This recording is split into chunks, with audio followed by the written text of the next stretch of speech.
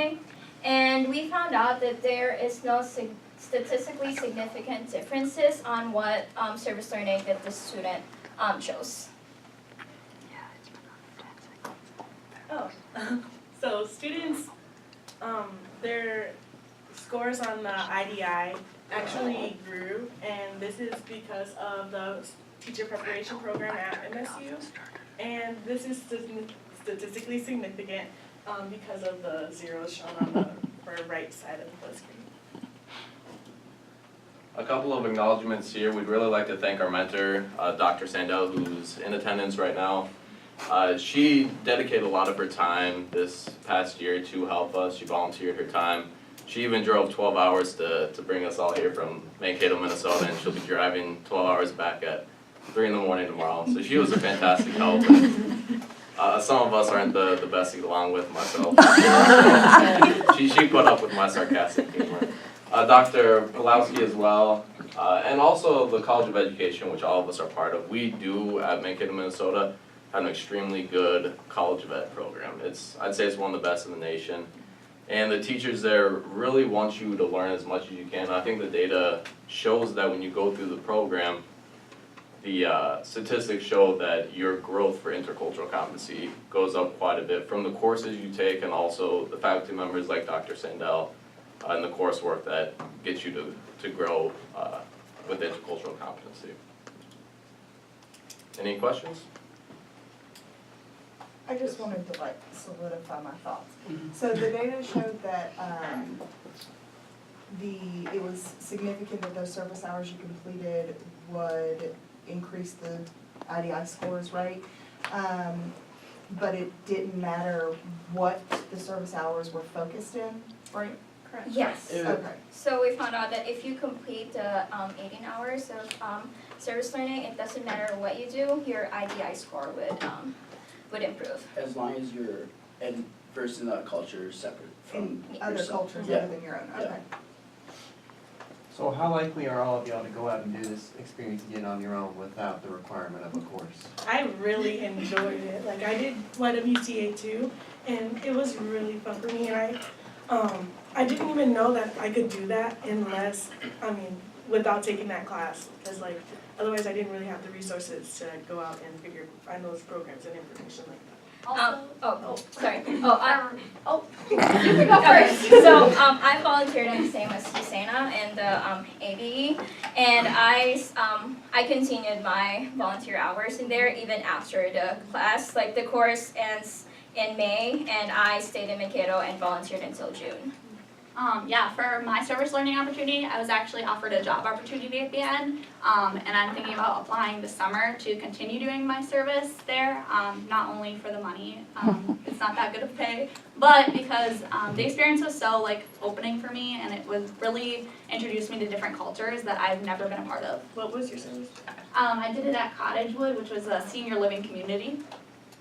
And me with LEAP, I was also offered a job there. Unfortunately, I could not take them. I'm working out 2 other jobs and they have a very large course load, but they're desperate in need of different Special Olympics, and I plan to help them out this fall with bowling, and we'll have a much less course load.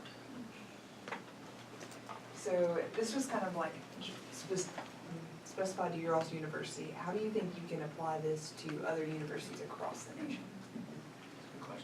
I think if universities haven't already had a service learning requirement, I think that's kind of a huge basis for it, to actually get out there and put yourself in a different culture than your own. Also, no matter what job you're going to be with different cultures, and so human relations course should be necessary for any college student to take. Not only interacting with your other colleagues, but also in the job field, you're going to have to learn how to deal with different cultures and interact and embrace it and put yourself into that, or else you're not going to be successful in your job.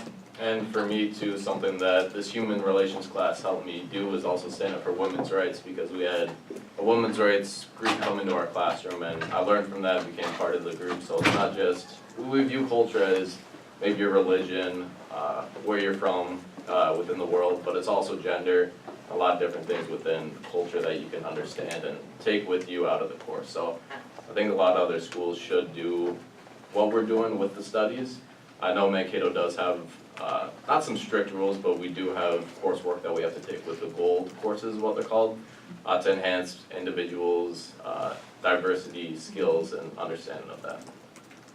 So you guys had a course in addition to the service learning experience, so how much of it do you really think was affected by the service learning versus just the information that was provided in the discussions within the course? So I think, you can talk about it and learn it in a classroom, but you don't actually, embrace it and take it all in and, you can only go so far. You actually have to get out and do it in the service learning, so it helps to kind of reconnect back in the classroom and discuss different ways to enhance your experience at your service learning, and then kind of recap it. I just want to add to that. I think the service learning is like the application part of what you are learning inside the classroom. Is that what you're saying? It's Yeah. a little bit like anything, I guess, in life. With cooking, for instance, you could tell somebody how to cook or read cooking books, but until you actually cook, then you can transfer the skills. So a lot of it is transferring the skills that we learned in the classroom to our service learning, and from service learning to the classroom, which I think that's why it's so effective with the service learning. Can you speak more to like what the IDI measure consists of? Oh, that's the 67 questions, right? Yeah. 67 questions, and it's like multiple choice, I believe. Okay.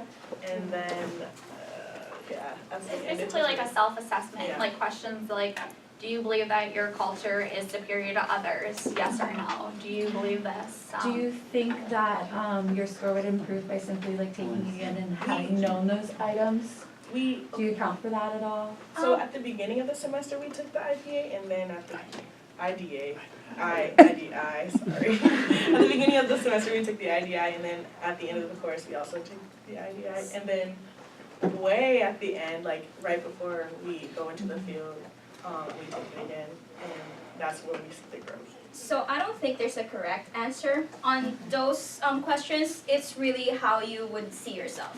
Like you would answer them how you think you like would really answer them. Like I don't think there's like, oh, I'm gonna pick this so I have like a better score. There's no right answer. Yeah. Okay. For the IDI, like, did your professor develop that, or did you guys develop that, or how can I take it? That's my question. I It's will- developed and tested by a man named Mitch Hanna. We could probably get you a link later. Yeah, there's a website. There's probably time for one more question. You guys can fight over what. You go. Okay, so did all of you take the course in the process of conducting the research at the same time? No. No, so, We took it for our class for the course because the course is required for education majors. uh-huh. So we took it for our course, but not for this research. And it's been taken since 2014 until 2017. Okay. So we increased. We have like data. That works out good, that actually answered my question. Oh, Yeah. Perfect. Thank you. Thank